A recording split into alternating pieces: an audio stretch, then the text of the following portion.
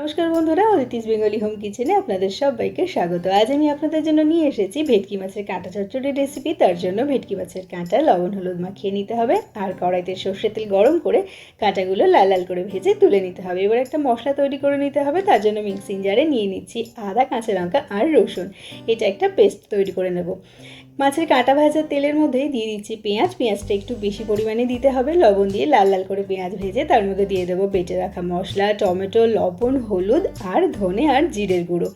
এবার দিয়ে দেবো ডুবো ডুবো করে কেটে রাখা আলু। কিছুক্ষণ কষিয়ে নিয়ে ঢাকা চাপা দিয়ে রেখে দেবো। ঢাকা খুলে আরও কিছুক্ষণ কষিয়ে দিয়ে দেবো ভেজে রাখা মাছের কাঁটা।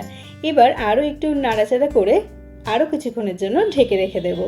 এবার ঢাকা খুলে অল্প পরিমাণ জল দিয়ে ভালোভাবে মিশিয়ে কম আঁচে এটা রান্না হতে দেব ঢাকা দিয়ে। এবার যখন আলুটাও সেদ্ধ হয়ে যাবে, উপর থেকে গরম মশলা ছড়ালেই রেডি ভেটকি মাছের কাঁটা চচ্চড়ি।